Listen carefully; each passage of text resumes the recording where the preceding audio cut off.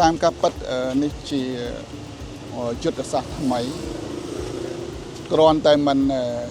ខំនៅក្នុងពន្ធនាគារប៉ុន្តែក៏ជាការខំផ្នែកសតិអារម្មណ៍ហើយមួយទៀតយើងអត់មានសិទ្ធិអ្វីទាំងអស់បាទសិទ្ធិបោះឆ្នោត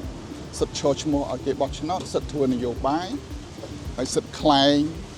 សាធារណៈសិទ្ធិចូលរួមវេទិកាក្តីក៏អត់មានបាទអញ្ចឹងយើងឃើញថាវាគ្រាន់តែជាយុទ្ធសាស្ត្រថ្មីតែប៉ុណ្្នឹងទេវាអត់មានបើសិនជាលើកលែងទាំងអស់ផ្ដល់សេរីភាពពេញលេញ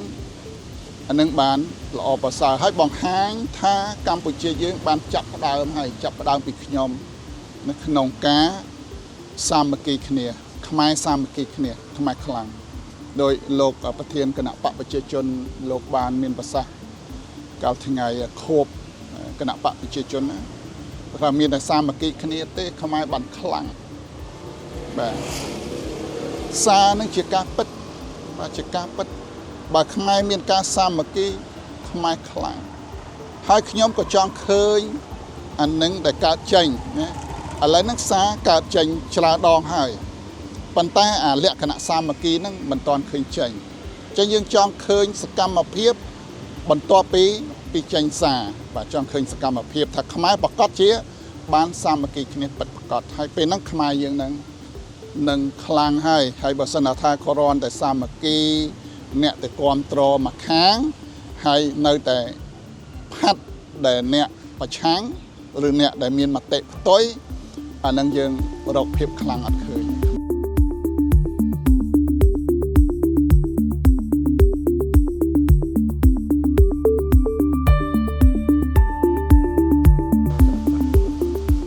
ពេលនេះខ្ញុំអត់មានអ្វីទាំងអស់បាទណាសូម្បីតែសិទ្ធិស្មើនឹងពលរដ្ឋនឹងអត់មានផងកុំដល់ឋានៈដល់មានតួនាទីជាទីប្រឹក្សាបកណាសូម្បីតែសិទ្ធិស្មើប្រជាពលរដ្ឋទូទៅប្រជាពលរដ្ឋសាមញ្ញទូទៅហ្នឹងមានន័យថាខ្ញុំអត់មានសិទ្ធិស្មើគាត់ផង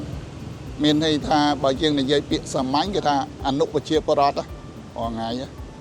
ប៉ុន្តែខ្ញុំនឹងធ្វើអ្វីដែលខ្ញុំអាចធ្វើបានបាទដូចជាធ្វើការងារសង្គមការងារមនុស្សធម៌ឬអាចចូលរួមជួយសហជីពសមាគមអាហ្នឹងវាមិនពាក់ព័ន្ធនយោបាយទេបាទអញ្ចឹងយើងមើលចំណុចណាដែលមិនពាក់ព័ន្ធនយោបាយអាហ្នឹងយើងធ្វើបាទ